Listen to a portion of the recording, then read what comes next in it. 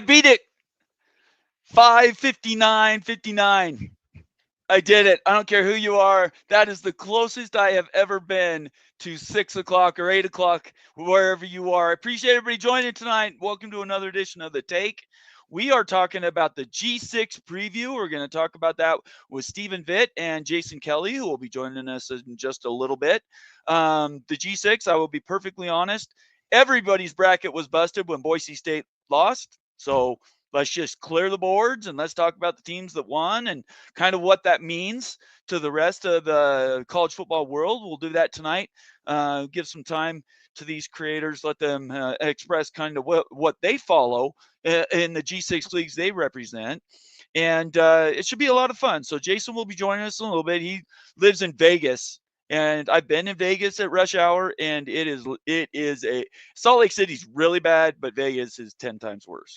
If you've never been to Vegas, it's literally the middle of freaking nowhere, and there's only one or a couple roads to get around. So anyway, we'll be doing that a little bit. Stephen Vitt, welcome to the show. Stephen Vitt has his own Instagram and a YouTube show, and he represents the Ohio Bobcats. Been in our chat forever and a day. How are you doing, Stephen? Hi, Bomber. How's it going? And how's it going, everybody watching this? Yeah, this is Stephen Vitt. Yeah, as you said, I have my own YouTube channel called STV Castle. It's the same as my Instagram account, STV Castle. You just go up there, and that's where I just cover the Ohio Bobcats, a show called Bobcat Corner, and Cool. partially inspired by YouTube channels such as yours, Bomber. Oh, well, thank you. We've done okay. Yeah, we've done okay around here. Great team. Obviously, Ute and Moen put in the absolute most time, partners and everything. We miss them on these shows, but frankly, they're much more important than I am. They're doing the real work. I'm just out here just trying to dig a hole every day and fill it back up at night. So, I don't know how I want to preview this. I mean, at the end of the day, first of all, I'm going to ask everybody to follow us on Twitter, subscribe on YouTube. If you're watching on YouTube right now, hit that subscribe button. If you're new to the channel, this is another one of our preview shows. Honestly, all our preview shows were supposed to be over by now. My last 7 days, as I've said a couple times now, have been trying. So we're working through that as a group, but we will eventually get our college playoff pick show out. And I think that's the last one we got to do, unless we actually already did that and I don't remember. So we will find out. But make sure you follow us and subscribe and get involved. That's what we encourage everybody to do. Let's do some shout outs. As we're waiting for Jason here, I really don't want to go super heavy into the content if we can help it. So let's do some shout outs and do some business while we're here. Caden the Diesel Freak. It has become a freak around here in the college football mafia nation. Family, as we call it. What's up, College Football Mafia? Good to have you here, Caden. Thank you so much for being a member. And I would encourage anybody else, if you'd like to have that little S sign next to your name, simply go down to the comment section, hit the dollar bill, and become a member of the College Football Mafia family. We do tons of member content. Steven's seen that himself. He understands what that is. And I promise you, it's some of the best you're going to see on YouTube. I don't make a lot of promises, but that's one I can swear by.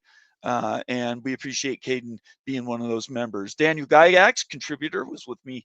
Did you watch our watch party at all last night? Yeah, I watched a little bit of it. Yeah. Feedback. Tell me that. Yeah, I never done anything like that before. I thought it went just well. Yeah. 3 hours, 18 minutes of you watching me watch my cell phone and talk about it.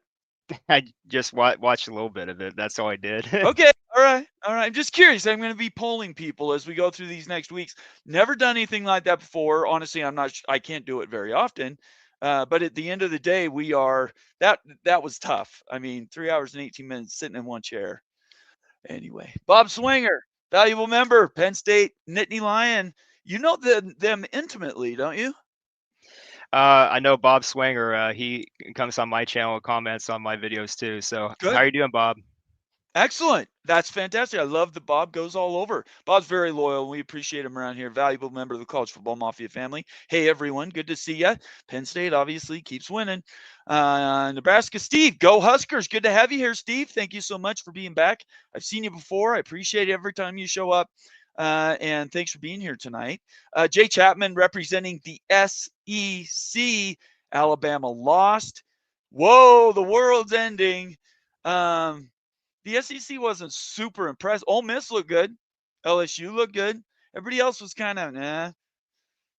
Is Auburn's win over Baylor really your biggest win of the weekend outside of those few games? Well, I think it was very telling that Alabama lost to Florida State. Yeah.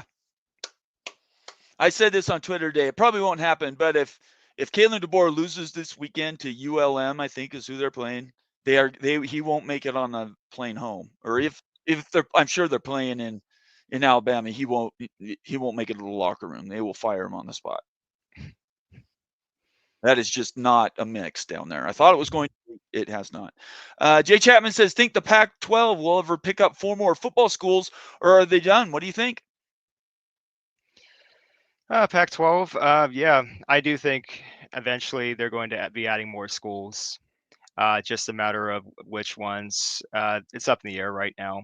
But I do think they're going to be adding more eventually. So, okay, we can't dive into this. I gotta have Jason here for this because we're gonna have a conversation around that. Who eats who? Because it is a zero-sum world now. Whether you want to believe it or not, consolidation is happening in college football, and it's not getting more; it's getting less. So, let's see. There's no other comments. Everybody's just passively watching, which is totally fine. Okay. While we're waiting. Oh wait, here's one more. Nebraska Steve, Jake Retzlaff, and the Mean Green Wave Machine are for real.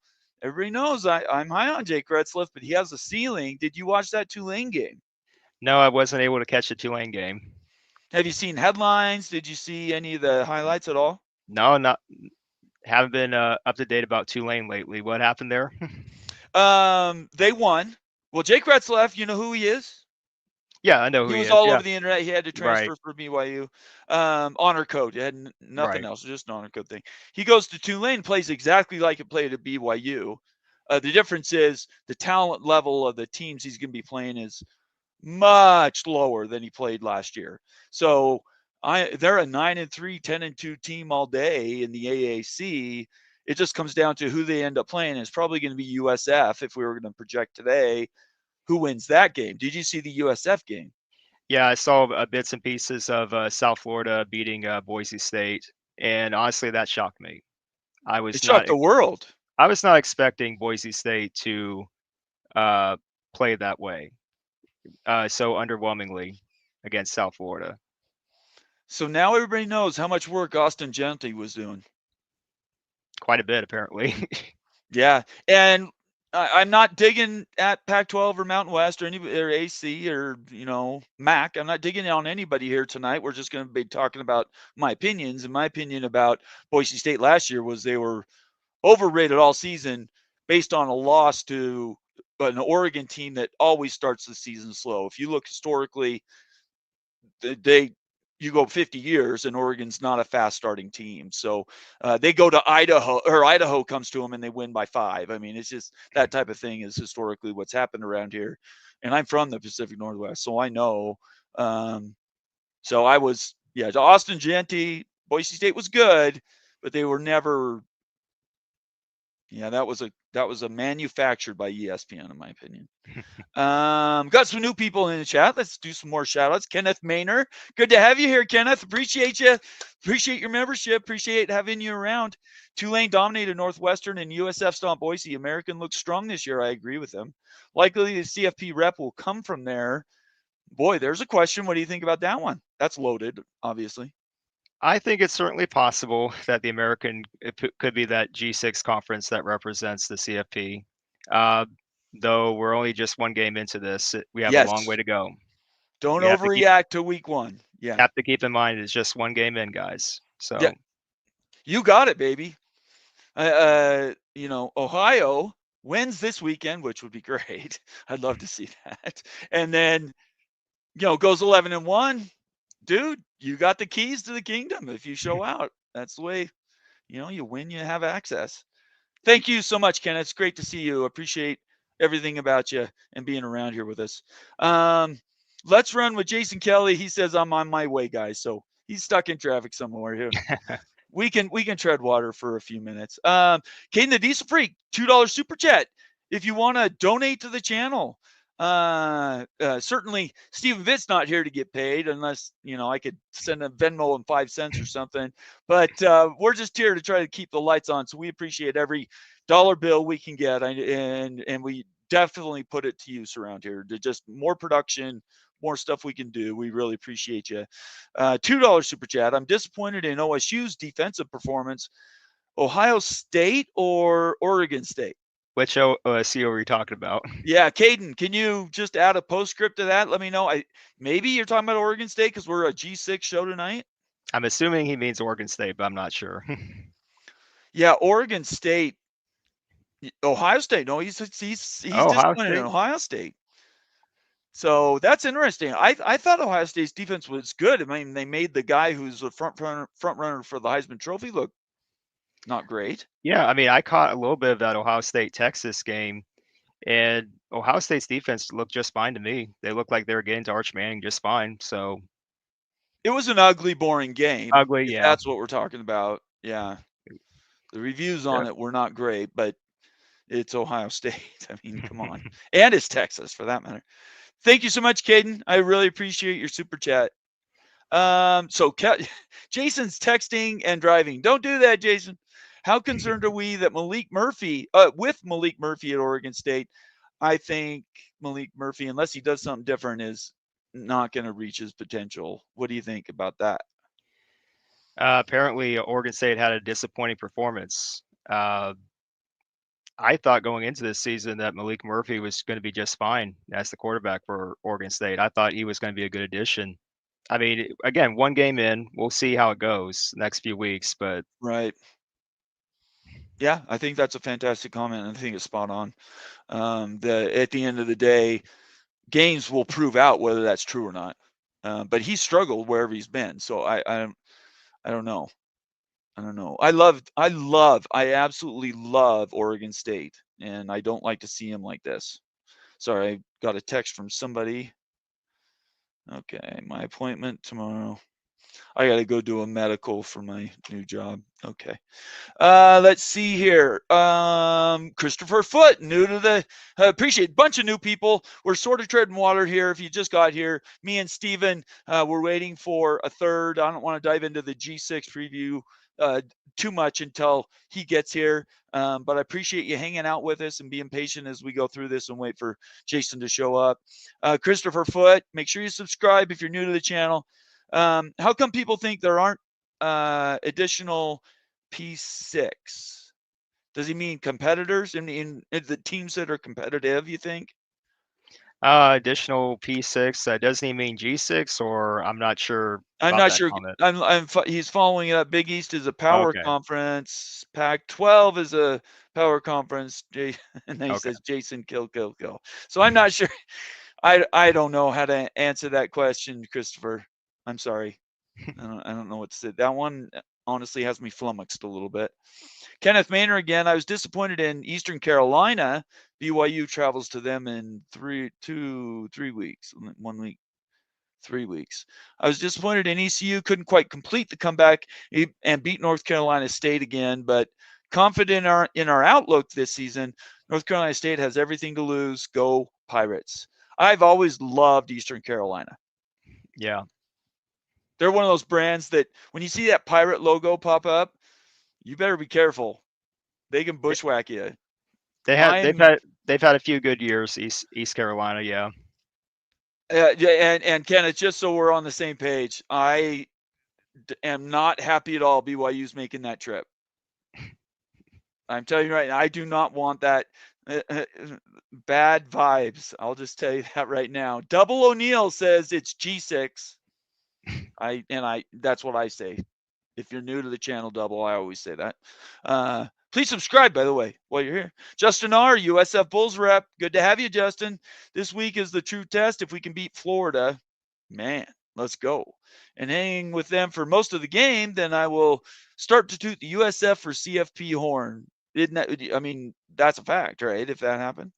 Honestly, I'm not taking anything away from Florida because it's an SEC school, but I think it's entirely possible USF can do it. I Beat think it's Florida? yes, Well, possibly. I'm sorry, go ahead. Finish what you're going Yeah, to say. I think it's possible. I think it's possible. I will say this about Florida. The last 2 years, well, as long as I've been doing my shows, so this is the third year, Florida has had, if not the toughest, the second or third toughest schedule in the entire country for 3 years running. We ran through their schedule last night, and it's gonna be hard. It was USF. I kind of gave them by default, sort of. I'm not saying USF can't win, but if you put the brands together, I'm just going. If Florida beats USF, we take that for granted. They might be a 4 or 5 win team. I thought Napier would get fired last year. Then they had that run in the second half of the season. If they go 5-7, does Napier finally get fired? It's certainly possible, I think. Yep, I think it is very, very possible. I wanted to right here, double O'Neill. It's A4, not P4 around here. Just so you know, autonomous 4, and there is a technical reason why it's not for tonight's show, but yeah. Jay says Arizona dominated Hawaii, and the Warriors already had a win under the belt.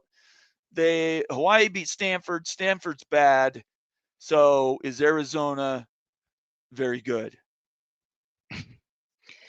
I have to say Arizona's pretty good. Really? Did you Yeah, watch the game? yeah, just that from what I hear, Arizona, they just have that makeup for a team, I think. Interesting.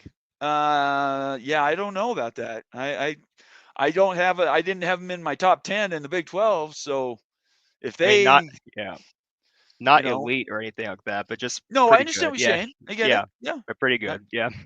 that's a very double O'Neill says he's already subbed. Thanks, brother. Appreciate you. Thanks for being around here. Kenneth again. The game will be fun. We'll be at 50,000 sold out. BYU fans will be treated with Southern House hospitality in Greenville. I think BYU's been there before, if I recall. Yeah, no.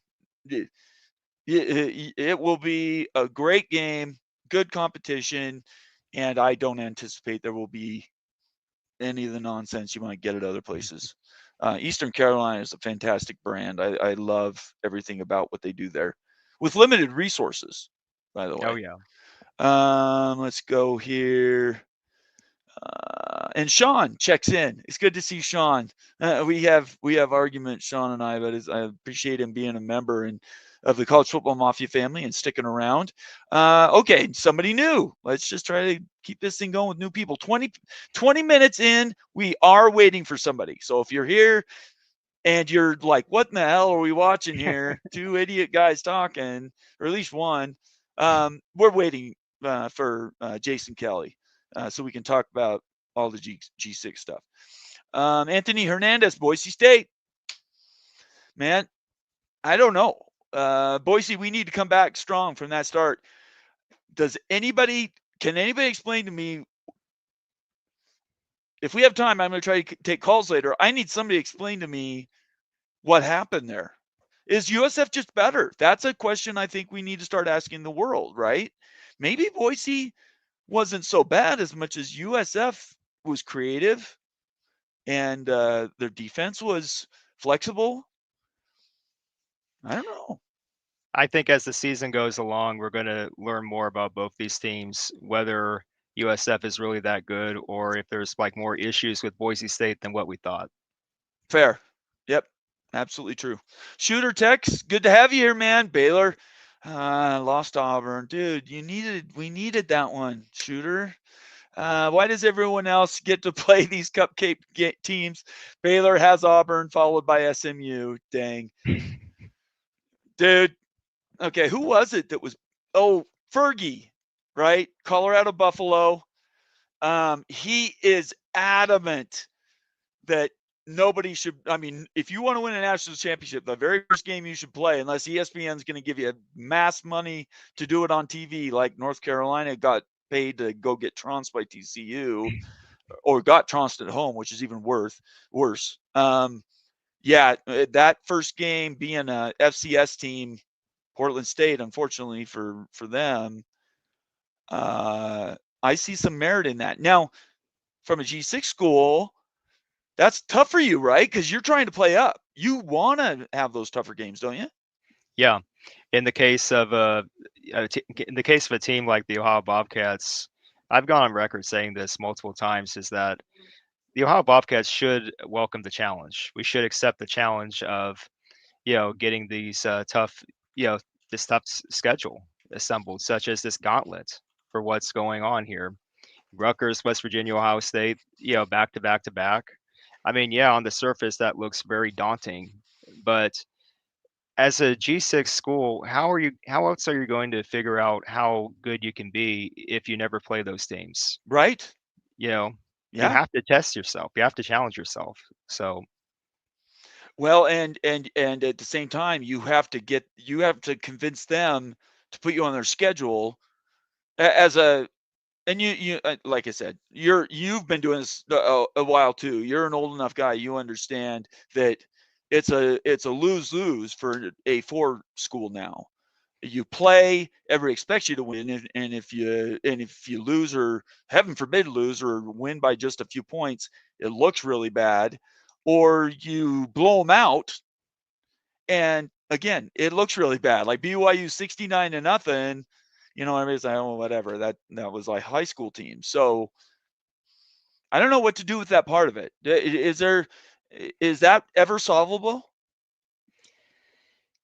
is that ever solvable? Yeah, to be honest with you, Bomber, I'm not sure. Because again, as I just said, as a G6 school, you would welcome the challenge. You'd want the challenge. Yep. From the perspective, though, of a power, conference school, A4 school, it's really a different story. It may not be the same answer. I would agree with everything you just said. Very wise. That's a wise answer. It's good to see you, Shooter Tex. Come on, Baylor. Let's go. All Big 12 schools, we have to win. Let's go. Quit screwing around. Kenneth Maynor again. BYU was here back in 2017. Yeah, in fact, I think ECU won, right? Yeah, see, I didn't even read the rest of it, and I knew. I knew I had PTSD. 2017 was about as low as BYU has been in a very.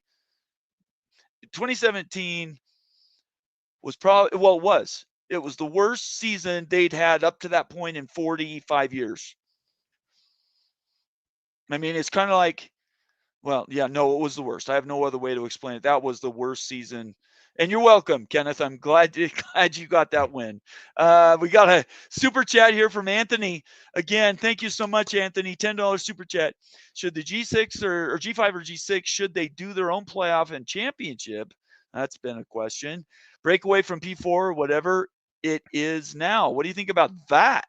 And here I we would go. love to. I would love to answer that question. Please Oh, do. hey. Go. Oh, by the And way, hey, here's Jason, how's it Jason. going? Sorry, guys. I only sent those messages when I was at stoplights. So Oh, I wanted okay. I'm worried. I was wanted to worried. be sure I could still get pulled over for that, but I was watching you guys and I was like, oh my gosh, I can't, because I saw the time zone. I'm here in the Pacific time zone, and so it's 5 o'clock. Work's just getting out. So I appreciate your guys' patience with me. No, it's been fun. Me and Steven have been just jiving back and forth, trying to prep. You saw the show. You were commenting on it, so you know where we were at. But you came in. It's like you came in at the perfect time. Steven, first you answer this question, and then I want to hear Yeah. from Jason. I was going to answer this question asked by Anthony Hernandez here. Should the G5 or G6, should they do their own playoff and championship? I'm going to answer that question right away. This is just my opinion, but I do believe down the road, yes, there should be some sort of G6 playoff, whatever you want to call it. Will there be challenges in setting it up? Of course. But considering the current landscape of college football and where it's going with all of the A4, P4, whatever you want to call them, Right. conferences doing what they're doing, through their actions, you could tell that they're going to be making that separation anyway, whether or not the G6 wants that to happen. So I think just as a precautionary measure, just to protect yourselves, why wouldn't you start planting the seeds of doing that, making your own championship tournament? Being Because the big proactive, you're saying. yes, Yeah. take steps beforehand so that when it actually does happen, the breakaway, you'll be prepared right then and there. I really believe that because I see what the Big Ten and the SEC are doing. They're just going to go full speed ahead with whatever they're doing. It doesn't matter what the G6 are doing. So that's just Very, my opinion. very, very fair. Jason, I think you probably have a different opinion. Yeah, absolutely not. No way. I think that, and it's not that I don't see like the reasoning in this, because like if the G6 were to create their own playoff, there could be advertisements, there could be a TV deal with that. It could be more lucrative for the G6 to be in their own type of playoff scenario than trying to get one slice at a 12th of one very small slice of a bigger pie, as opposed to having their own pie all into themselves. Right. I think there's serious logic in that. However, we are FBS members, regardless of whether they want, I get that there's an A4 and a G6 distinction, and that's real. And we don't have the power that the power conferences have, the autonomous conferences have. But the minute that you give that up, even if you think you're taking it for a short-term payday, the minute you give that up, you're putting yourselves in a different subdivision of football. Yes. And even though I get that it's ridiculous that we in the G6 compete for a national championship alongside Texas and Oklahoma, technically, even though we really don't. I don't want to give up my seat at that table in any way, shape, or form. What I would do instead is, and I've said this, and you've seen me comment on this, I would form a G6 Super League. I would get the American, the Mountain West, the Pac-12, the MAC, all the G6 conferences on board here. I'd form a G6 Super League, and I would have a G6 like playoff championship game. Right. Maybe a Final Four game. Basically have all the G6 conferences eliminate like a conference game and fit it in the schedule to where there's some sort of G5 playoff while still maintaining our one spot in the college football playoff, depending on what format the college football playoff turns into. I don't know if that would work, but I would rather be in this scenario than in a our own playoff scenario, because then we're just like the FCS playoffs. We're just the minor league, and I still want to maintain that seat at the table as long as we can keep it.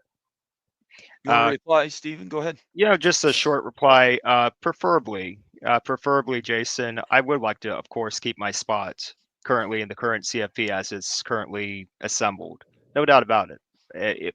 For as long as we can do it, yeah, let's keep our seat at the table.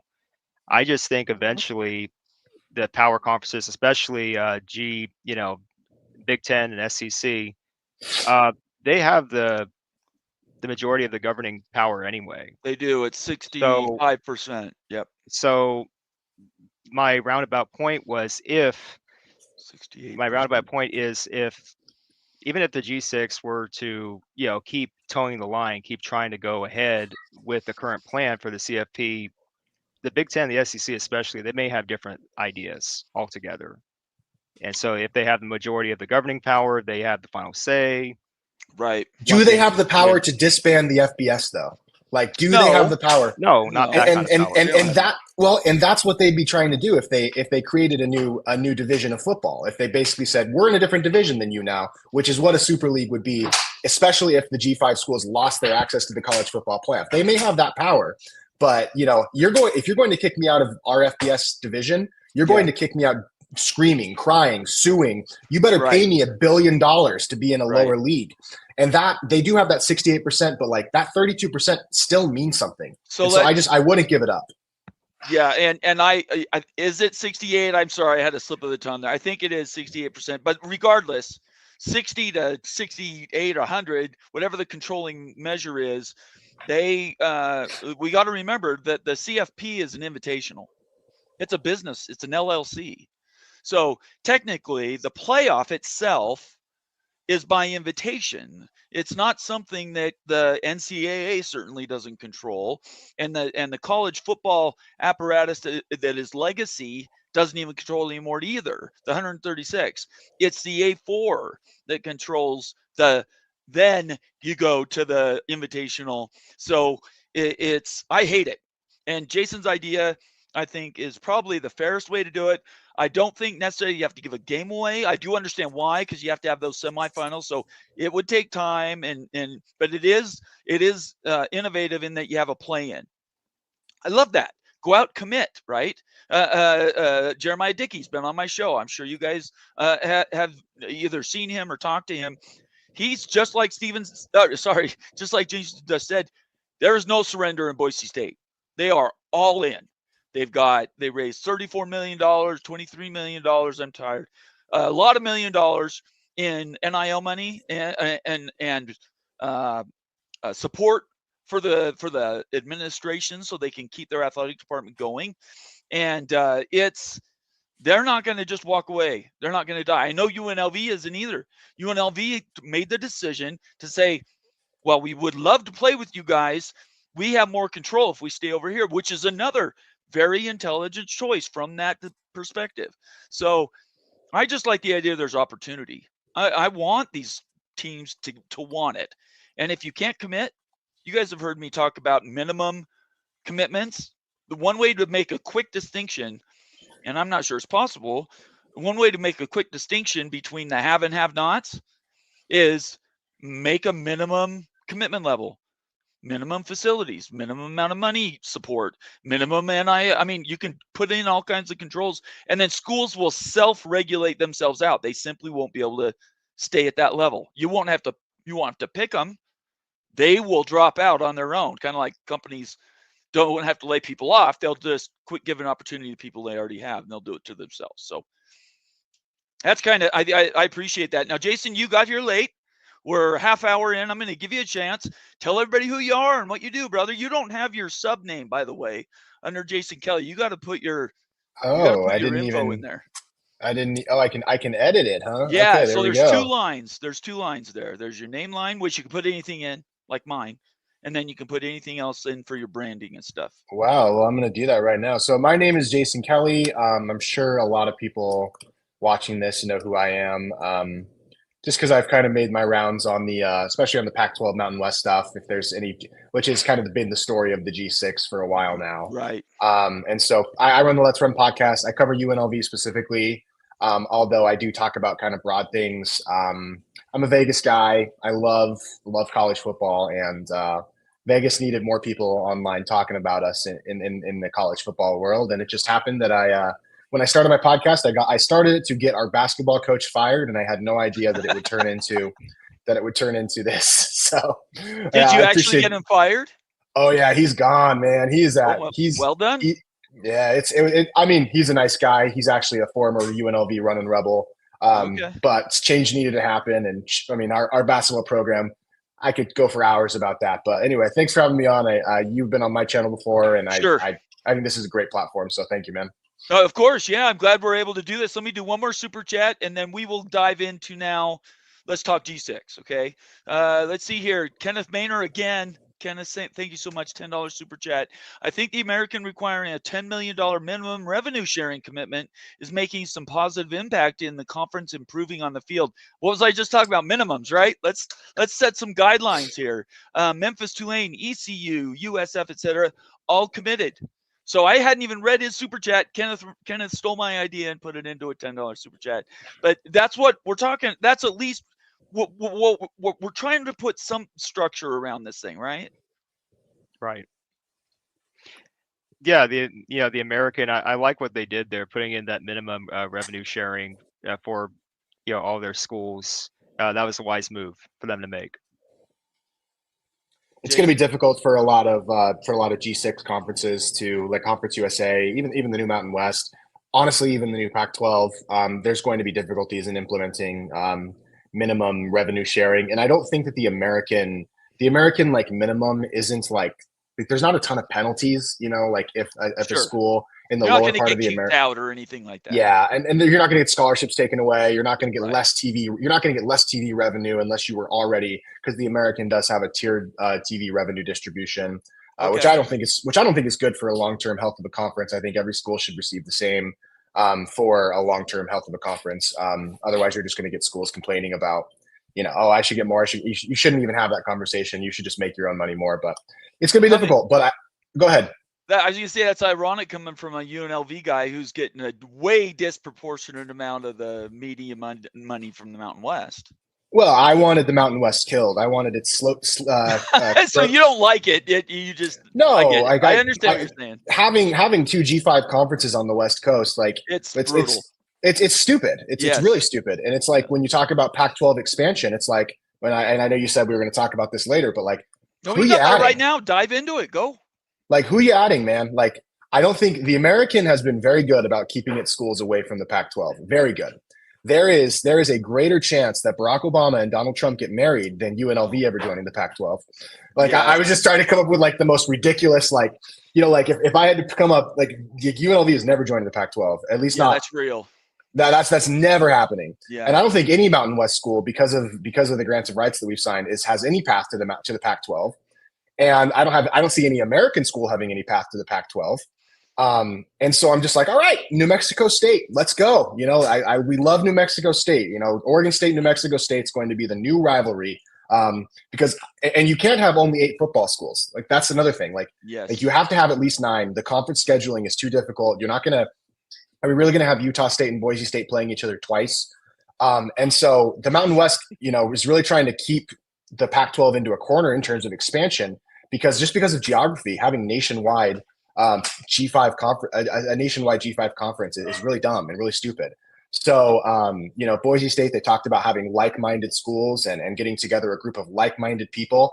And I just wonder why schools like Memphis, Tulane, UNLV aren't a part of those like-minded, you know, why aren't they like-minded? And is being like-minded wanting to spend money on lawyers and exit fees instead of your student athletes? Is that what the like-mind is? No. No. They screwed up the realignment. They screwed up buying schools. Well, and people talk about not wanting to merge. I think the not wanting to merge had just as much to do with the leadership between the corporate entity that is the Pac-12 and the leadership that is the corporate entity of the Mountain West. Nobody wanted to lose their job. Exactly. And that's where a lot of the conflict happened. Yeah. Mm-hmm. So that was the power struggle. It wasn't really necessarily even between, you know, Wyoming and Boise State, although Boise State definitely had a part in this. I'm not trying to say, but a lot of it was just Gould and Navarez.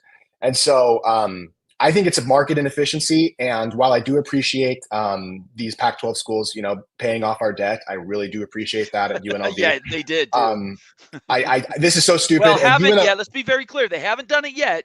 You guys are in court fighting for that money. It's not in your pocket yet. You guys can't cash that check now. But some money will be given to us. Like, you know, there will be an amount given to us, and the amount of money that we will pay in lawyers in terms of the UNLV and in exit fees will be zero. Yeah, but if I mean, we're talking a difference of what is it, 96 million versus maybe 40 million. I mean, the number could vary widely. Oh yeah, totally. You know, and UNLV's promised 25% of basically of whatever they get. Air Force and UNLV. So, but the thing is, I mean, that's 25%, but it's also the fees of not moving conferences. It's retaining the college football playoff distribution of Boise. It's retaining the NCAA tournament shares for the last 5 years. Which, I mean, I still think San Diego State has NCAA tournament shares being paid off from their run to the national championship game. Yeah. That's just going into our pocket at UNLV. So, like, even if we get a greatly reduced amount, which we might, I have no idea what's going to happen with the lawsuits. And frankly, I could care less, even though I do find it fascinating and I make videos about it all the time. The realignment situation in the West Coast is the biggest market inefficiency, and I'm so mad that we're spending, instead of being joined together, that we're spending money on attorneys and exit fees instead of on our athletes. And the power conferences and the AAC specifically, even in the G6, are laughing at us. So now, Stephen, thank you, Jason. That was a lot, and you came in and caught everybody up on where we are on the West Coast. You and I are very familiar with that. I don't know what you know, but I don't know a ton about the MAC and its relationship. Moen loves the MAC, as everybody knows, but how the MAC is going to fight for what they want at Ohio, for instance, and what you guys need to sort of do your operation. Are you frustrated with it, Stephen? Like, you already mentioned that you maybe think it would be time to sort of take a step back, say, this is a horse race we simply cannot compete in. Let's just be happy where we are. There have to be a lot of schools that are feeling that struggle, right? Well, let me start off by saying this. the current, going to be current Mountain West Conference that's going to be assembled, at least for football, is going to include Northern Illinois. Right. Previously, Northern Illinois was from the MAC, Mid-American Conference. I know it's just one school. Don't get me wrong, it's just one school, but just even losing that one school, Northern Illinois, that hurt us. That hurt the MAC. I'm not going to beat around the bush there. So really, about the MAC, I do think certain moves need to be made. I do believe to be competitive economically and just whatever members they want to bring in, they have to do something. I'm at the point now where I don't know much about our commissioner, Dr. John Steinbrecher, the MAC commissioner. By all intents and purposes, he sounds like a great guy to be around. But I'm saying, when it comes to the business mind, as a business person, I'm questioning where he's at right now, business wise, how he's looking at it and how he's getting together with all the current MAC school presidents, what's going on there. We have to make moves. I do believe within these next couple of years, the Mid-American Conference, we have to start making moves. Whether it's adding, which has to be most likely, in my opinion, whether it has to be adding like a certain few FCS schools to bring them up to FBS level that fits, that's compatible with the MAC landscape, and just really better marketing, better promoting of the brand that is the MAC. Maction isn't enough for you? For what it was, Maction has helped, but not as much as what I think MAC leadership thinks. Right. I think we have to do more than just that, what we've been doing for Maction. Because the economic figures, they're not showing out. They're not showing what MAC leadership is thinking when it comes to Maction. Tuesday, Wednesday night games, it was a novelty, but it's not bearing any fruit, so to speak. It's not really proving itself. Unless you're in the Ohio Valley, I don't think it really makes a difference. I'll be perfectly honest. If you guys are hoping for a national reach, social media and everything else, the way the world is currently structured, nobody's watching TV on Tuesdays and Wednesdays anymore. Thursdays, the NFL. College tries to pull off a Thursday, Friday thing. Saturday, is now college football until you reach November. So, these are things that I think long term, those are storylines we don't have to chase tonight. So the elephant in the room tonight are two things. I was going to do a whole preview when we were going to do this last week before Boise State lost. The conversation was going to be different. I'll be perfectly honest. So, two things. First thing I want to cover is Boise State and the trickle-down effect, and UNLV definitely has a part of that. And two, if Boise State is the banner carrier, and at this point you have to say it is because they were in the playoff last year, what does everybody else do to stay relevant? Tulane, USF, UNLV. I had Eastern Carolina in there. I'm trying to think. There's other schools. So those are the two things I think that people really want to know. So let's start with Boise State, and I'm going to go to you, Jason, directly because you have a love-hate relationship with with Boise State. It doesn't need to be a long answer, but just the ripple-down effect of Boise State losing to USF the way they did. I have a love-hate relationship with UNLV too, but the love is so much greater than it's all good. So. Yeah, the Boise State losing to USF was an absolute disaster for the West Coast football. It's going to make USF, because they have a very difficult schedule, they got Florida coming up and then several other tough games too. They're going to have a really difficult time actually being a college football playoff contender themselves. To be a G5 team, a G6 team, whatever, you have to go 11-1 or 12-0 to make the college football playoff. Very rare instances you can have a situation like last year where UNLV could have made it at 10-2, but it's 11-1 or 12-0. That's what you have to do. Doesn't matter what conference you're from. You could be from the MAC, CUSA, Mountain West, Pac-12. That's what history has shown. You're going to go if you can go 11-1 or 12-0. And because Boise State lost to USF, that direct head-to-head comparison with the MAC, even if a team like UNLV goes 10-2 and beats Boise State, there's always going to be that, Boise State lost to USF at the beginning of the season, and USF isn't even the American championship. And USF will have a direct one-to-one comparison against Boise State too. Right. It was a disaster. It was a complete disaster. And I think schools like Tulane are just licking their chops now because I think Tulane is easily the favorite to be the G5 college football playoff representative. And so despite the fact that I love seeing Boise State lose, even though I grew up a Boise State fan, it cannot be overstated just how disastrous it was for every school west of the Mississippi. Every school east, you guys got plenty going for you, but it's a big deal. Stephen, what was we talked about this a little bit before we got into the show, but let's just talk about the Boise State trickle down. What's your thoughts on that? Well, I do believe, for starters, Boise State losing to South Florida, I do believe right away that opens the door wide open for many other G6 teams to be in the conversation. And I do believe as time goes on, we're going to see how Boise State responds, first of all, if they're going to recover from this. Right. And secondly, how are the other G6 teams going to be looking at this, like South Florida, like Tulane, even Memphis? When I was on my show, Bobcat Corner, when I was reviewing potential contenders for that G6 spot in the college football playoff, I specifically chose teams like Memphis for the American, Boise State for the Mountain West, and I basically had a split in the MAC between Buffalo and Ohio. Okay. So just to name a few, not limited to that, but just right. I just think this year might be that kind of year where it's more wide open than what we may think.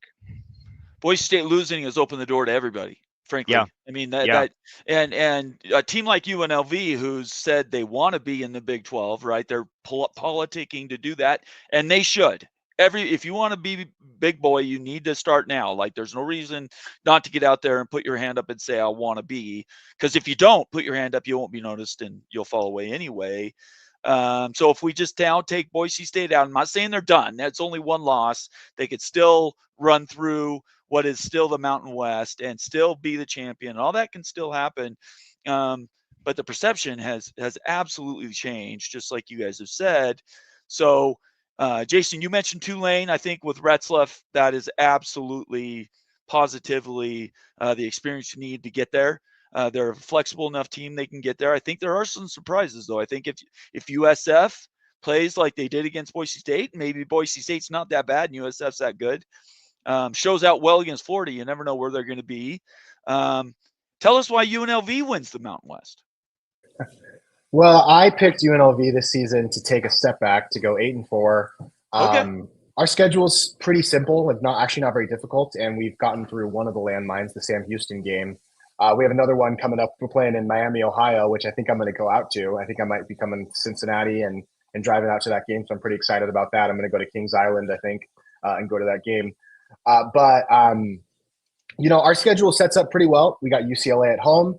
But if you watched our week 0 game against Idaho State, I just think there are too many questions, too many moving parts. I don't think our defense is quite there. I think we could totally contest for the Mountain West. Like, I think we'd be a 9-3 team that wins the Mountain West. But in terms of college football playoff, I don't see it this year. I think next year with Calandria, our quarterback, as a senior, with some continuity, with Dan Mullen having more time to get his system going, maybe a better defensive coordinator instead of Paul Gunther, who's been fired by every team in the NFL, and a couple, maybe. But UNLV has a path. I mean, if we beat UCLA this week, it's a power team. It's a team with brand name, even though it's not a good power team.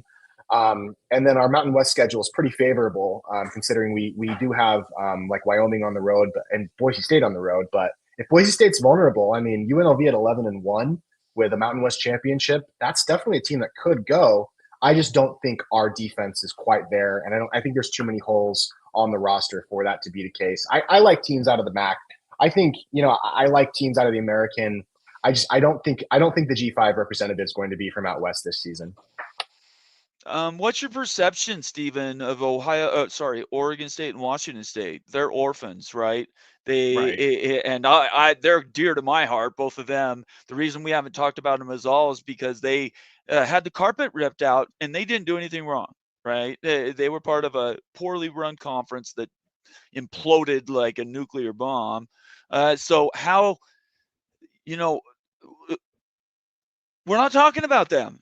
I mean, it really is significant that even at the G6 level, that net effect of having that $30 million extra revenue coming in has made such a difference. Yeah. I mean, I feel bad for Oregon State and Washington State in particular because those are like, aside from my Ohio Bobcats, those are like more of the teams I like to watch play. Mhm. So on the G6 level, Oregon State and Washington State, they should be treated more like royalty than they are right now. I think so. And I'm not sure why that's not the case right now.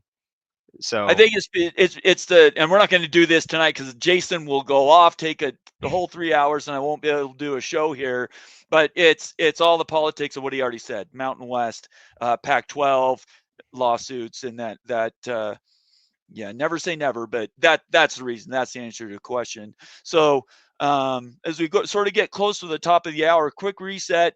We have been trying to cover the G6 as much as we can. We're going border to border. We've talked about a bunch of teams that could compete and be that team that makes it to the CFP this year. There are so many teams at the G6 level, it's impossible to cover them all in detail. But as we start to get to the top of the hour, and then I never really talk timing to you guys. You can leave whenever you want, right? You just put your hand up and say, man, my wife's calling me. I'll let you sign off and you can take off. But Stephen, I'm going to start with you. If you had to spend your house mortgage on one team to win the G6 spot, there is no G6 champion, but win the G6 spot to the CFP, who would that be? right now, as of right now, uh, it's hard. I'm just gonna be honest with you, it's hard. Probably as of right now, since they beat Boise State, I'm gonna go with South Florida Ooh, I like it. because I like it. there's that saying that quote, "To be the man, you got to beat the man." Oh, wow, look at that. South Florida beat the man. So right now they are the man. So Okay. until someone knocks them down, probably South Florida right now. I love it. I love these picks. How about you, Jason? You already mentioned Tulane. If you think, and you've already said that, if you think Tulane is the team, what is their record when they make it into the playoff? And do they have a chance at it, I guess? Do they have a chance like in the playoff or like Yeah. I don't think so. I don't like the problem is, you send these group of 5 teams to the playoff and then you give them tough matchups that are all as neutral. So, they're going to be neutral site. You're not going to get home games generally. Yeah. And so like, I don't see, a path for any sort of playoff win. I guess maybe it really just depends about matchup. And, maybe they could win a game in the playoff if they got in, but I think Tulane is just easily the highest level G5 team in terms of their chance to make the playoff, just because of their schedule. They go out at South Alabama that game, but I think that's a good team that they can have a chance to clean up. They beat Northwestern already. So even though it's Northwestern, a P4 win is still a P4 win. We have those distinctions for a reason. Then they get Duke at home, another incredibly winnable P4 game. And then they on the road at Ole Miss. That's kind of like Boise State at Oregon season. Ole Miss, obviously not world beaters, but you're playing with house money. If you go, you lose a close, tight game. It's okay. If you win, great. And then in terms of their AAC schedule, they get East Carolina at home. They get Army at home. Their toughest game is going to be at Memphis, and I don't think as highly of Memphis this season. And so I got Tulane pretty easily. And again, I could totally be wrong. You never know. I thought Boise State was going to be the G5 representative. No chance this season, and I was wrong about that. So it's definitely Tulane for me, and I think that they get in with an 11-1 record or a 10-2 game. Yeah, they'll lose the Ole Miss game. Yeah, they'll lose the Ole Miss game. I think they'll beat Duke. They could honestly, and if they beat Ole Miss, they could have 2 losses maybe and get in. Because it's at Ole Miss, and Ole Miss is probably going to be ranked top 15 looking at Ole Miss's schedule. But I think they get in with an 11-1 record because I really do believe in that team and program. And again, like I always say, it's 11-1 or 12-0. Those are your options as a G5 team getting into the college football playoff. And if I had to mention another school, I really don't know, actually, because maybe Liberty, like, are they going to go? Could a 12-0 Conference USA team or MAC team get in? I don't think that based on the schedules of the MAC teams, you're going to get a 12-0 MAC team. But it's possible. But right now it's Tulane miles ahead of everybody else, just in my opinion, but I could be wrong. Jake Retzlaff, you guys know I'm on record. He will lose you at least 1 game, if not 2. I'm trying to throw a fade pass. I'm just telling you right now. He killed my Cougars by himself. I don't care if you're a BYU fan or not. I was not happy when he came in. And I was not happy for him that he had to leave, but I'm pretty happy with Bear Bogmeyer right now. So I am too. I was at the game on Saturday. It was Were great, you really? So you were up here? I was there. Yeah, I was. Why didn't you call me? I told you to call me. I was at Aspen Grove with my family, so we were up by Sundance, and we only came down to Provo for that like little tiny point for the game. So I was really busy. I just couldn't. Just busy when I go to Utah, but I loved it up there. Portland State is not good, man. Oh, Portland State is really not good, but BYU looked awesome. Oh, did we lose Bomber? I think we might have lost Bomber. Oh boy. Hopefully Bomber gets this fixed. Oh boy. Yeah, Steven, what do you think about Liberty? What do you think about Liberty? Liberty. Yeah, I checked their schedule. The back half of Liberty's schedule looks really easy, to be honest with you. Let me see. Since we're here, let's pull it up. Hopefully Bomber could join us real fast. We'll keep it going for a minute. Yeah, let's just keep it going until he comes back. All right, let's see. Standings. I'm going on Yahoo. They've got a very easy schedule. Yeah, let's check out Liberty. Let's see here. Conference USA, where are you? Okay, here we go. Liberty Flames. Here we go. Pulling up their schedule right now. Yeah, I got it here. All right. Go ahead. Yeah, so back half of Liberty's schedule, it's really easy. Yeah, when you look at this, Jason, it's like what? Louisiana Tech, Kennesaw State, Florida International, Missouri State. That's a really easy schedule towards the end of Liberty's run there. So they have a shot at winning Conference USA, in my opinion. I think they probably will. The big game on their schedule is actually it's non-conference. It's James Madison. Yeah, James Madison's probably the team that we probably should have mentioned by now. Right. James Madison's awesome, and they could totally be a CFP representative too. I don't know what I haven't previewed them. I don't know what their schedule looks like. Who does James Madison play? I think they get a power. Yeah, they play at Louisville. So that's their power conference game. So James Madison probably has to win this Liberty game in order to get a shot at it. But they have a very reasonable schedule too. Yeah, early on though, James Madison has like Louisville, which is going to be an interesting game. James Madison, Louisville. That's coming up here Friday the 5th. Yeah, I know people are very high on James Madison, but they have like a tougher schedule compared to Liberty. Just comparing G6 schools. So they also have our previous quarterback at UNLV, Matthew Sluka, transferred to James Madison, and we know when that whole debacle happened with his NIL last season. So I just got a text message from Bomber. He said the power went out. In his place, the power. So maybe we should just call it then. I mean, if you want to go over a couple more teams, I'm down. Yeah. Okay. This was not in the plan, folks. But yeah. Let's try to do this for at least a few more minutes. Oh boy, this has never happened to me. Yeah, right. I do have a question for you because I wanted to ask you about something. So UNLV. The Mountain West apparently, from what I understand, almost got Toledo too. Toledo almost joined they almost joined the Mountain West as well. What did you think about that? What would that have meant? Because I was really mad because I really wanted Toledo. That would have helped Mountain West football, I think, substantially. What would have happened to the MAC if Toledo would have left?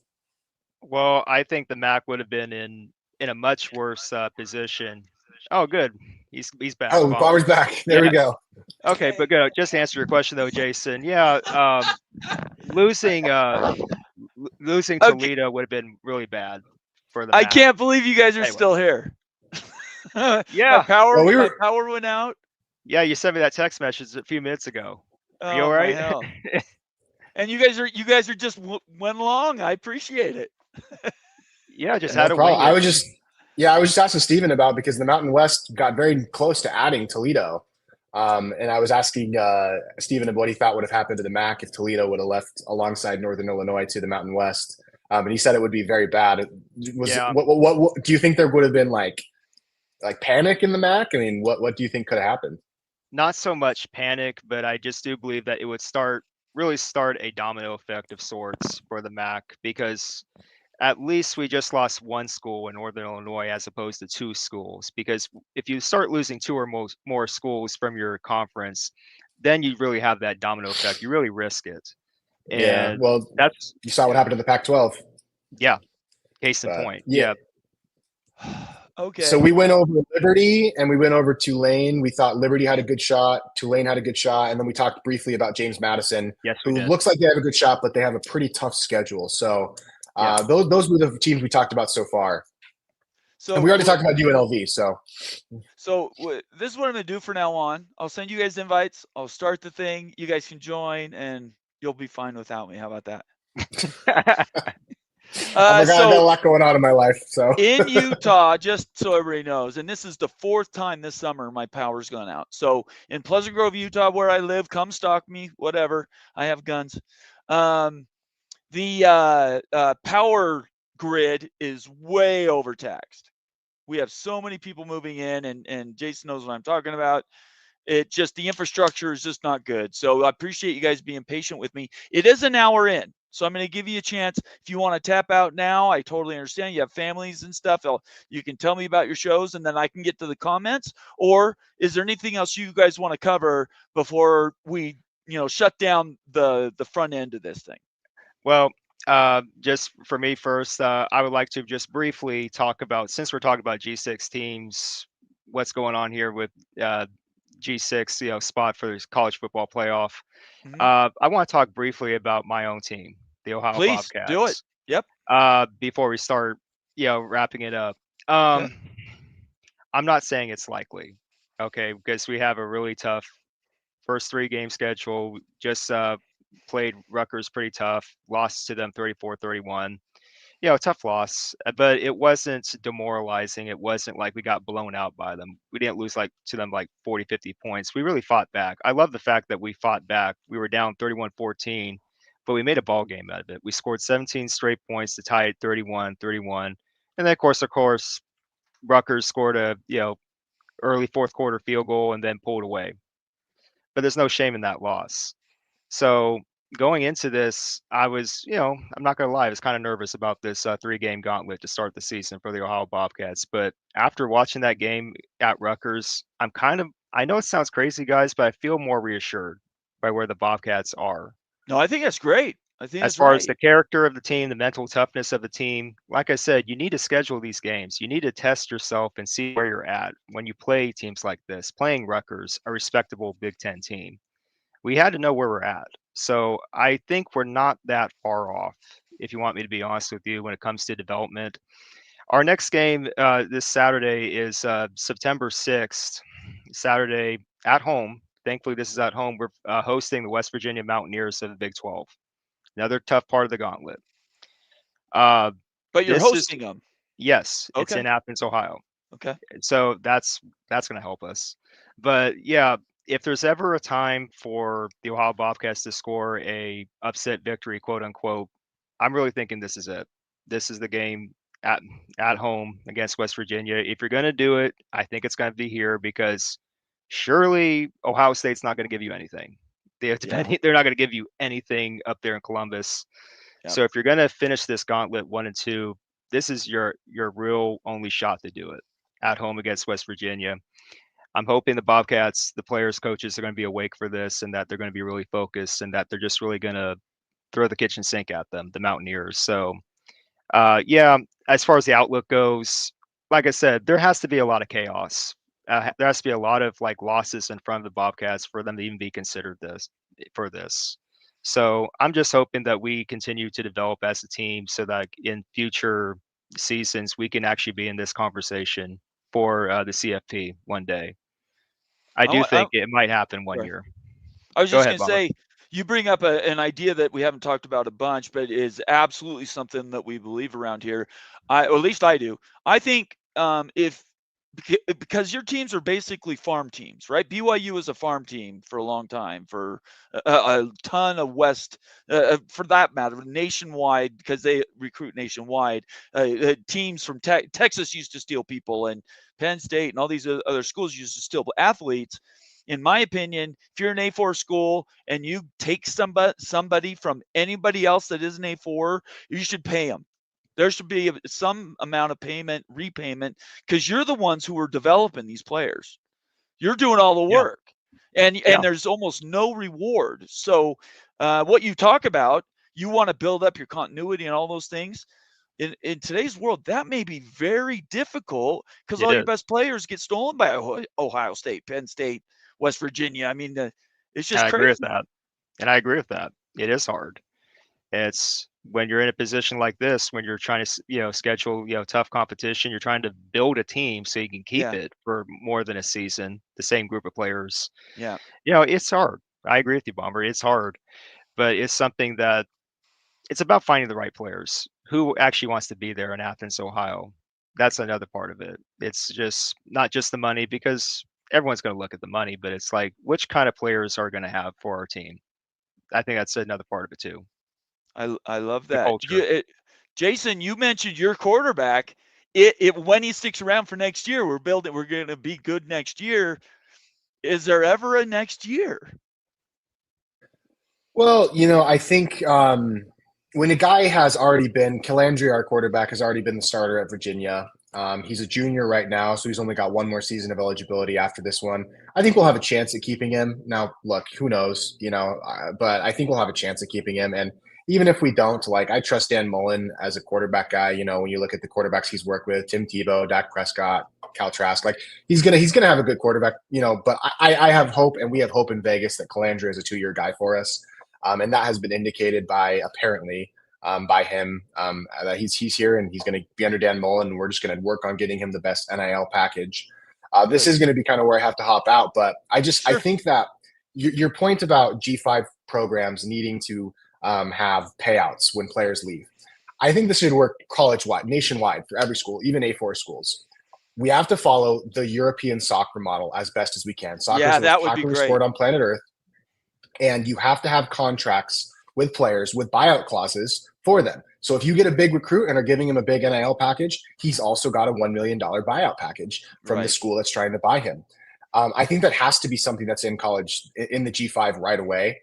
And if the players sign those contracts, they sign those contracts. And I don't know if we can do that without, unionization and collective bargaining. That's the problem.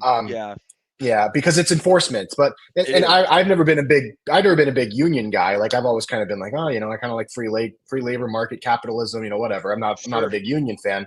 But at the end of the day, what unions do give you is the ability to enforce rules against people who are collectively bargained. Yes, they have extra rights, but they also have enforcement mechanisms put against them. That's right. And so that's pivotal and key for the future of college football. And I guess I'll give my kind of channel. I run the Let's Run podcast. It's on YouTube. And my Twitter handle's there. You can see my podcast thing. But if there's anything else you wanted to ask me before I jump off, this has been awesome. I apologize for being 20 minutes late. I got the time zones mixed up. I'm in the Pacific time zone. I was listening to you guys. You guys were doing great. You guys are putting on a good show. So I don't know if there's anything else you wanted from me. No, Jason, thank you so much for coming up. And I just wanted to introduce you guys. You guys can do some collab, and just thank you for coming on. I want everybody to appreciate Jason. He's just getting his thing started, but his activity, he is balls deep into Mountain West, Pac-12, AAC, G6, all the you do a good politics, job, governance. Jason, by the way. You do a I good job. appreciate that, Steven. Yeah. I've been watching your videos. You do a good job, man. Well, I talk at 1,000,000 miles a minute, so I'm pretty passionate about this stuff, and I wouldn't do it if I wasn't. But I'm glad. I just hope we have more people that can join this space, because this is, and you guys both do a great job. I haven't seen your stuff, Steven, but I definitely will subscribe. I think you got a YouTube channel, so I appreciate you guys. So thank you so much. I'll talk to you both later. All right. Thanks, Jason. We'll see you later. Bye-bye. Thanks, Jason. Peace out, homies. All right. So, man, that was a quick hitter.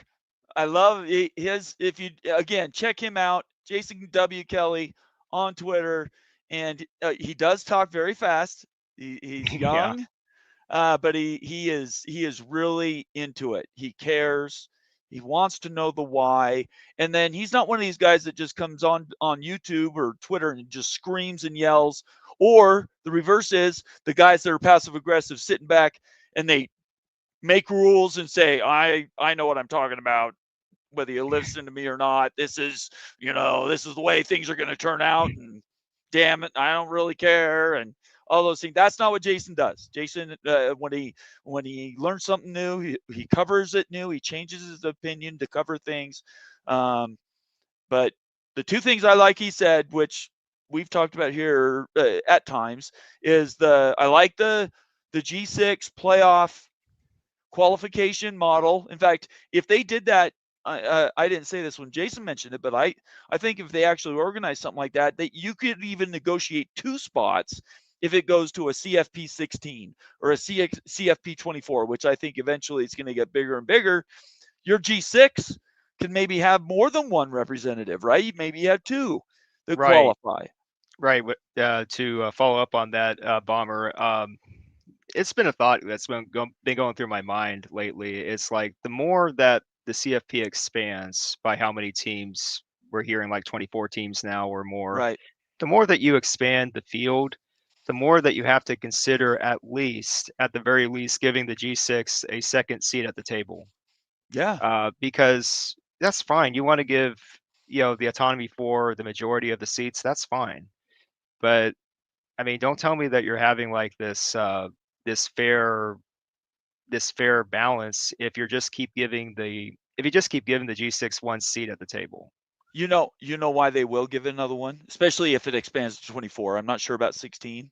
Well, I in would fact, hope. I'm positive they won't get a second one at 16. But if it goes to anything more than 16, they will want to avoid antitrust lawsuits. They will want to avoid, because the A4 has 60, is it 65? You guys correct me, you're smarter than I am.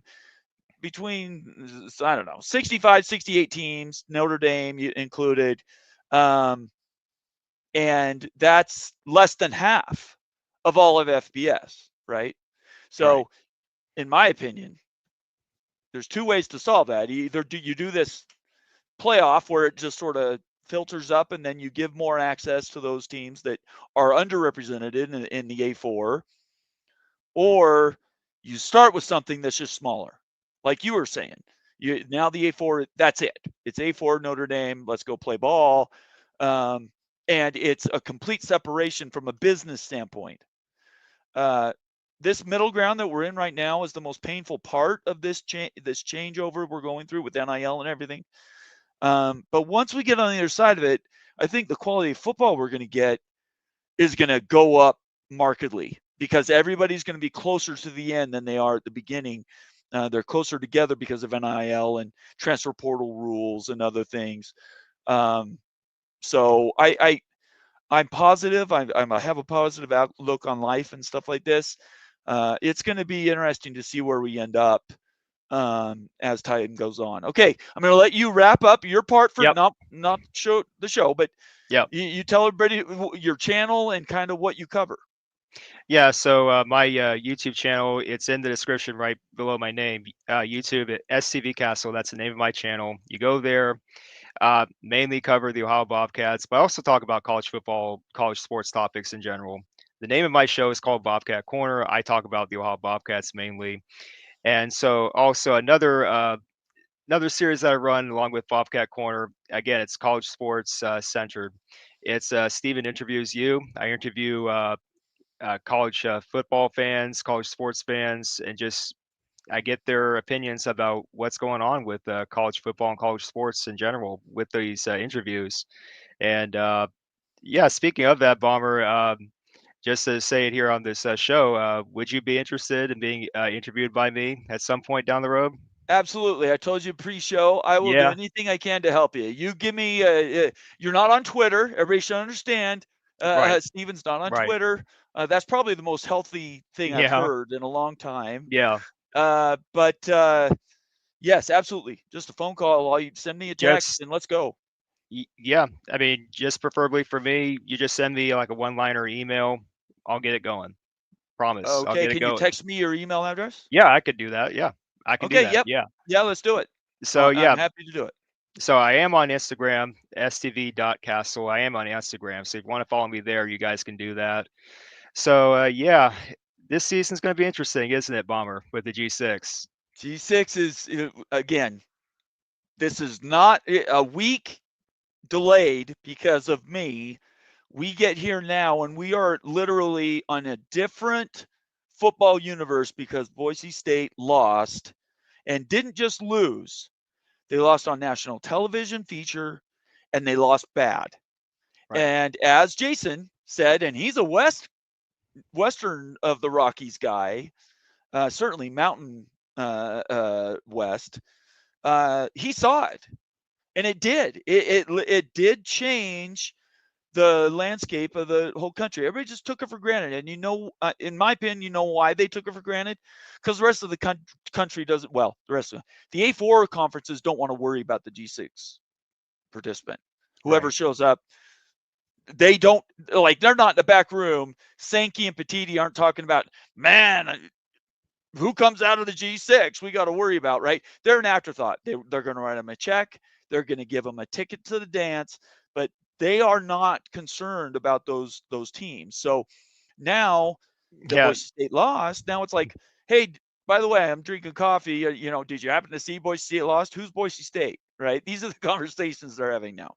Yeah, just hearing their names, Greg Sankey and Tony Petiti, makes me want to roll my eyes. So yeah, Well, you're not the only one.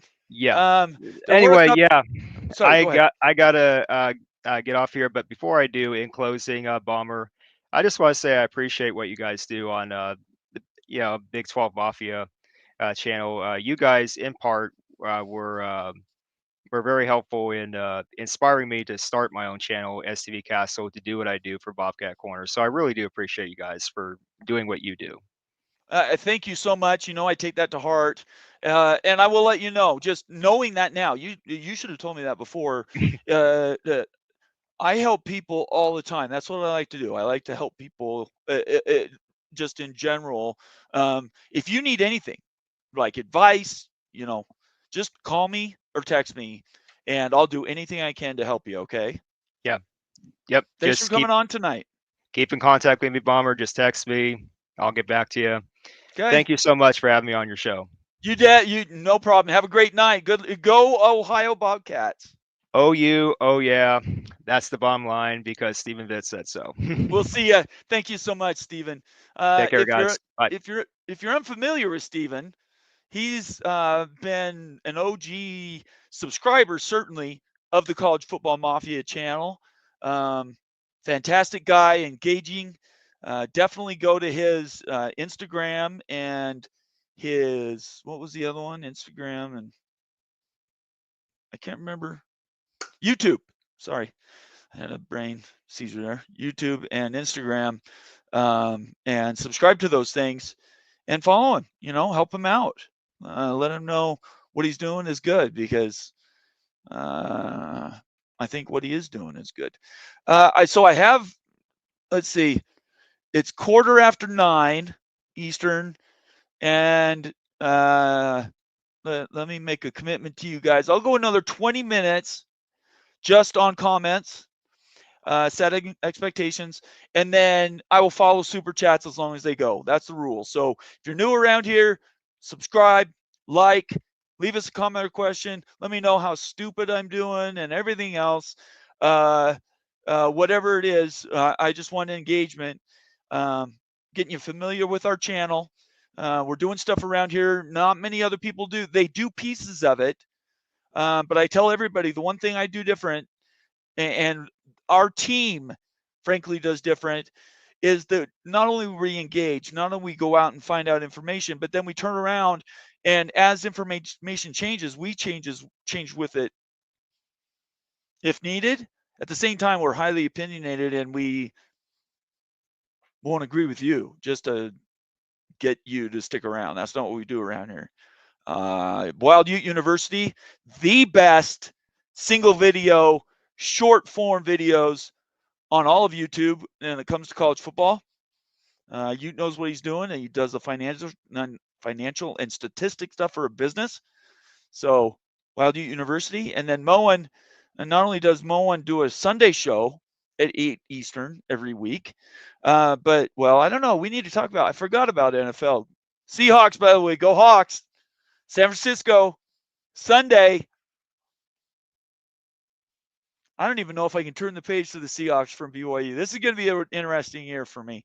Seattle's got to beat San Francisco this weekend. So we are working through all of those things. But around here, one thing we promise you is that we will be entertaining one way or the other. So, a couple of comments. Mr. Ed Wayner, who's been a member forever and a day, Houston Cougar, representing the Big 12 in the house, saying, Bomber, don't you just wish BYU is playing Boise this year to eliminate them from CFP contention? I wish Boise State and BYU played every year, and it has nothing to do with CFP, and it certainly doesn't have anything to do with A4 or anything. I think Boise State is a fantastic brand, and I think they're a fantastic school.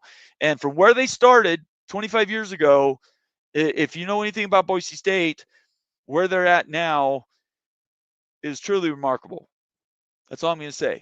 I'm not telling you to go watch a YouTube video about it or anything, but Boise State has done wonderful work up there, and I love when BYU plays Boise State. I wish it happened every year. So thanks, I appreciate that. Ed, thank you so much. Anthony Hernandez against Boise State. But what are we talking about? All these teams have a shot at getting destroyed by a P4 team, so everyone can say they don't belong at the table. Anthony, let me just ask you a get real question. That's a pretty negative. You're talking down about everybody else because you're just assuming whoever goes to the playoff gets blown out. But if Boise State had blown out USF, what would be your attitude today? I would just ask you to look in the mirror because Boise State's been up for a while now. Even if they weren't up, people thought they were up. That's the brand value. You walk in the room, people go, okay, I know Boise State, right? That's great. But you have to take responsibility too, right? I mean, Boise State looked terrible. Like, what are they doing? Was Austin Genty really the only reason? I don't know what happened to you guys. And so how do you solve that question? Right? Maybe Boise State comes back and wins 11 in a row. That would be great. I would love that. I'm a fan. But right now you're bitter, right? And so now you're saying it doesn't matter who goes to the playoff because they're going to get blown out, so it doesn't really matter. Come on, man. Right? I have to say the same thing about BYU. Well, I'm not going to go off on this. BYU was, you guys could go watch the catalog last year, the loss to Kansas, and I absolutely lost my mind. I was out of my mind. Losing at home at night, which almost never happens, to Kansas, who had been not good, and they threw away their CFP. They would have been the 3 seed, and Bob's your uncle, right? Who knows what happens after that? Because I think they beat Arizona State in the playoff, and they go. That's just my opinion. That's what I believe. So Boise State fan needs to sort of get it together and say, you know what? For us to be big time, we have to take responsibility for how bad we look. Just say we were bad. Kind of like the first thing you should do if somebody feels hurt is you apologize. Whether you did it or not, right?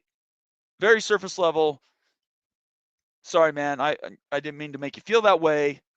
Let's go, right?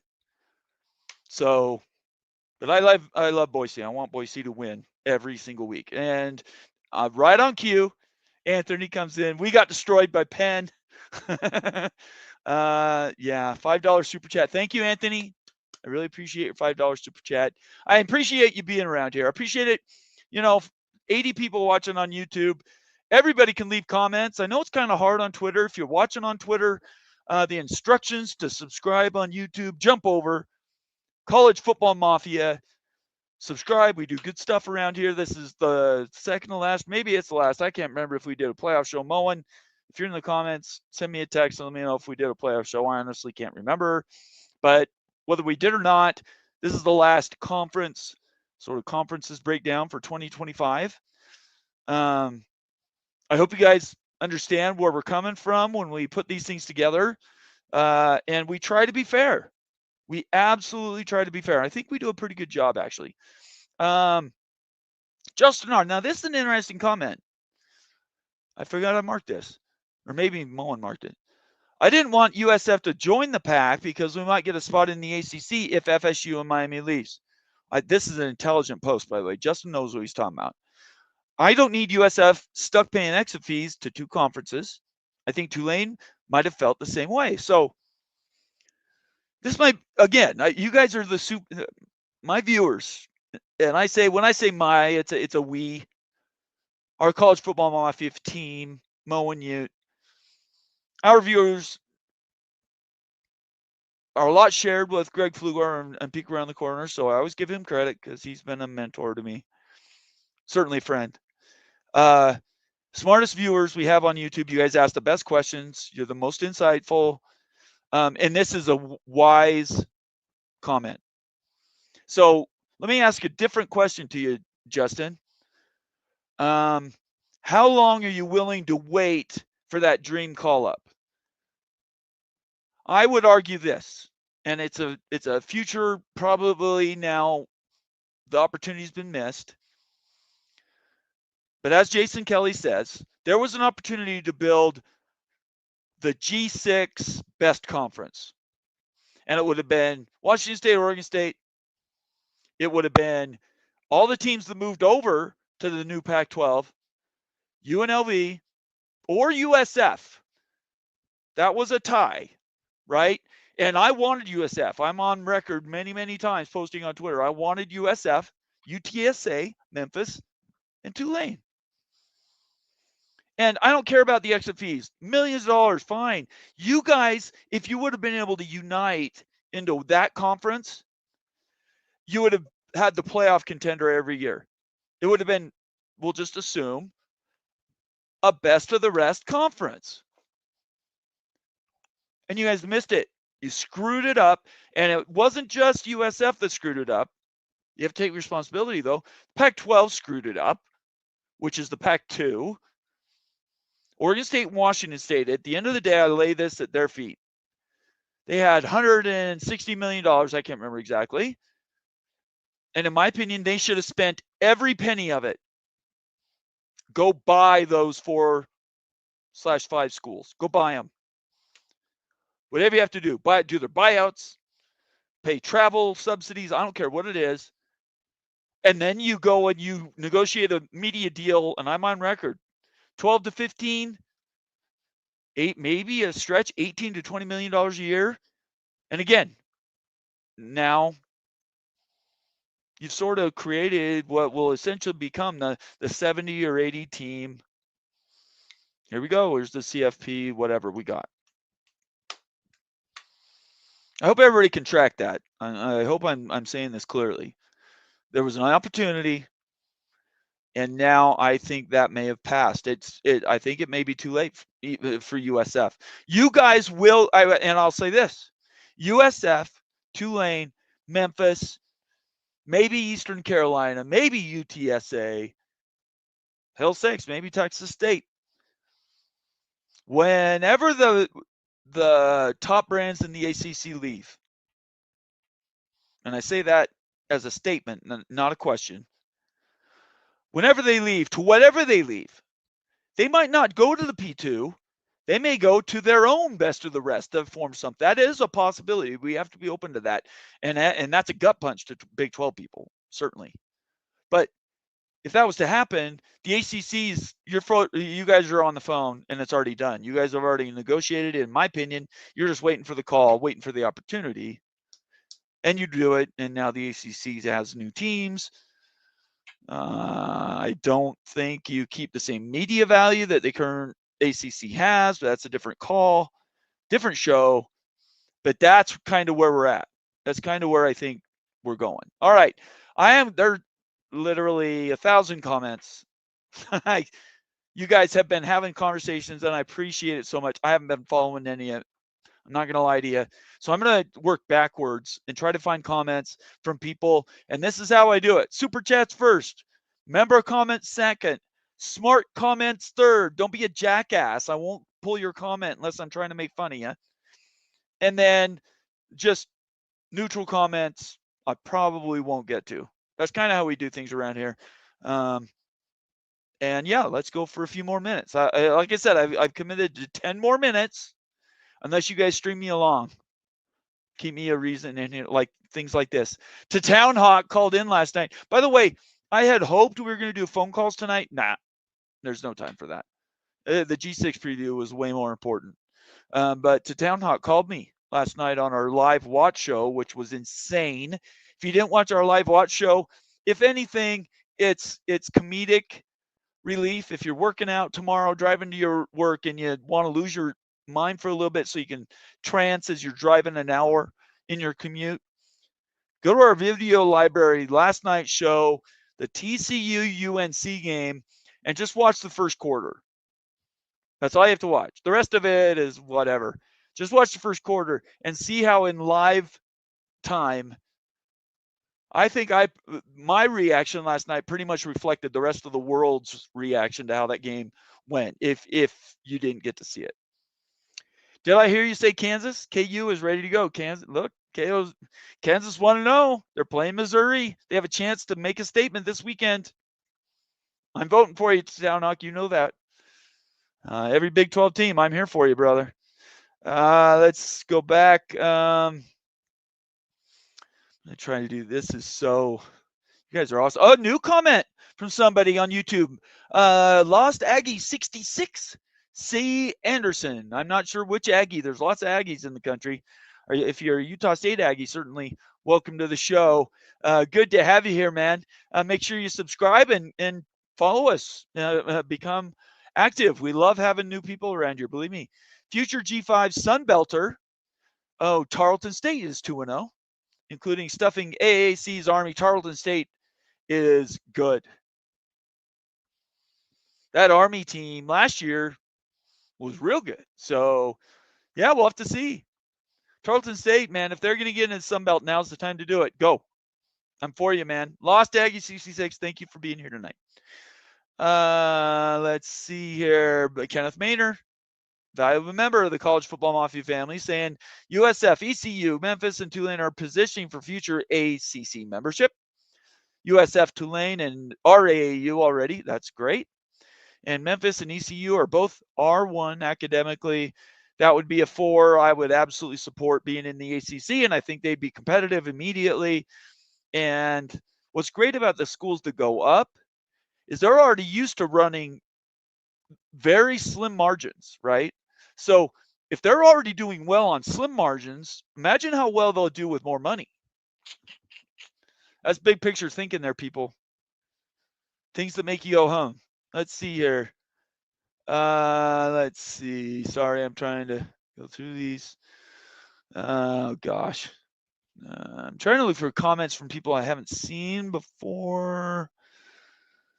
Maybe there aren't any. You guys have been just going at it here in the comments, though.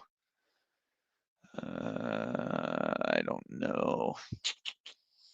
Not a lot of new people, at least commenting. A lot of people are watching, but not a lot of new people are commenting, and that's okay.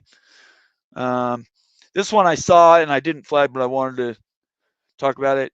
Yeah, SMU paid to be in the A4. Anthony, I don't use P around here. I even rarely use P2, but yeah, the A4. But SMU wrote a check. And I was on record all last year. They're kind of the clown, but they're the clown that might be the smartest people in the room because they're at the table. And what did we hear in the offseason? Was it Tulane or Memphis? $200 million. Basically put their hand up and said, I got $200 million. Who wants to have $200 million? We take no media value, but we're in the autonomous conferences. And what happened? The SMU exception has been closed. That door is no longer open. Only runs one way. It is not circular. There's nobody else going in that way, in my opinion. So, yeah. Here's a trick. Shooter Texas understands, Baylor Bear, by the way, that if you use my call sign, Bomber, I'm more apt to pull it as well. What do you think about UTSA? They play head-to-head with Tulane, USF, and Army. Ooh, that's a tough run right there. I think they looked good at Texas A&M. I didn't see the game, Shooter, so I can't comment on that. But I'll tell you right now, if they win those 3 games, UTSA could be the team. Tulane's going to be tough to beat just because They have a quarterback who's experienced.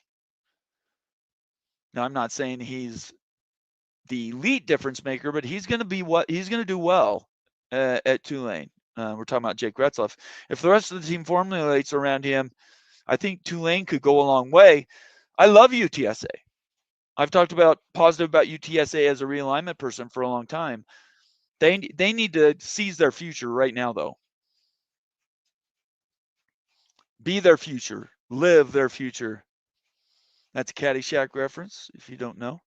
Let me go back to the bottom since I've gone back way too far. Christopher Foote, spot on. Brigham Young has a Stanford quarterback. That Stanford Bear Bachmeier, who's who Christopher Foote is. Thank you very much for the comment, Christopher. Thanks for being around tonight. Bear Bachmeier on the 2 BYU's horn. And Mike has got it right. The ECU game is a trap game. It does come after a bye week, though, Mike. So I'm a little more positive about it. But Bear Bachmeier, to get back to the quarterback at BYU, he is a true freshman.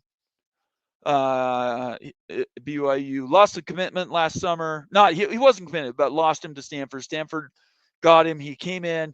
His brother, Tiger, who's older, is a receiver, sort of athlete. He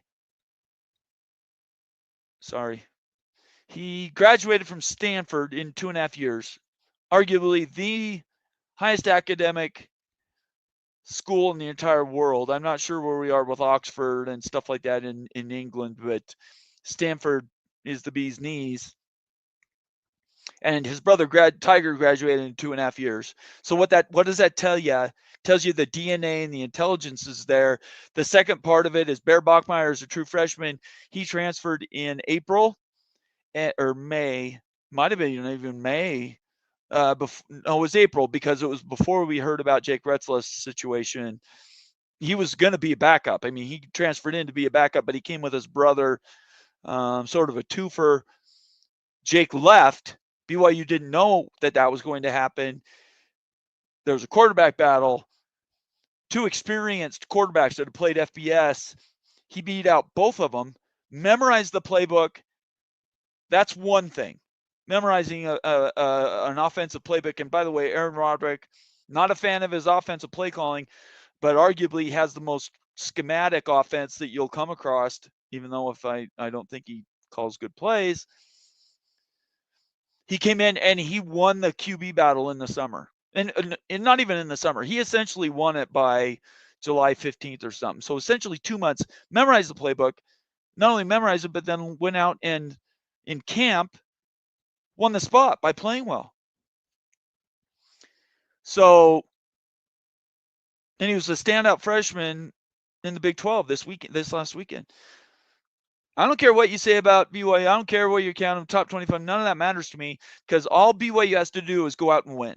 Their schedule this year is laid out. They have arguably the toughest 4-game stretch. Not in the country, but maybe top 20 in the country.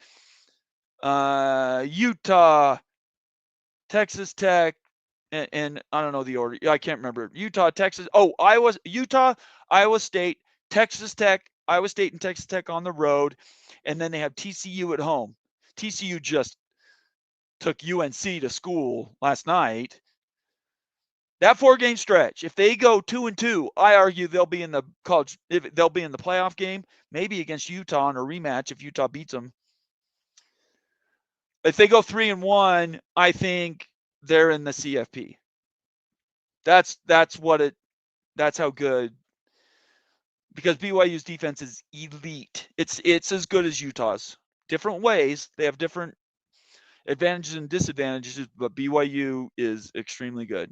And I just spent the last 3 minutes talking about BYU. I apologize. This is the G6 show, but this is my show, so I get to do what I want. Let me see if there's any other comments. There's no more super chats, so I don't have to worry about that because you guys are ready to move on with your night, and I totally appreciate that.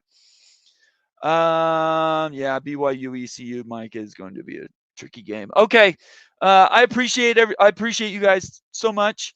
My time is up. Thank you so much for being here tonight. Appreciate being here for the G6. I appreciate Jason Kelly, Stephen Vitt for being here and helping me with this show. Everybody, make sure, again, subscribe, follow, like, do all that fun stuff. I'm here for you. If there's anything I do for you, send me a DM on Twitter. I'm happy to engage. And you guys are the best. I appreciate all of you. Have a great night. My birthday is tomorrow, so I will not be here. I don't know about anybody else, but my birthday's tomorrow, so I'm going to be with my family. And then Thursday night, I'm saving that. That night, we are going to talk economics, Big 12 ACC survival. It's going to be a lot of fun. I don't even really know what else to say about it. C.W. Lambert, inside the Big 12, will be here. He doesn't do any shows. I love him because he's combative and he's smart and he talks about things and he engages. And that's all I'm really looking for. So that'll be Thursday night, 8 Eastern. And then Friday, we are going to do our Big Freakin' Friday show, Moen and I and whoever Moen wants to be there. And we'll preview this coming week's games. So everybody have a great night.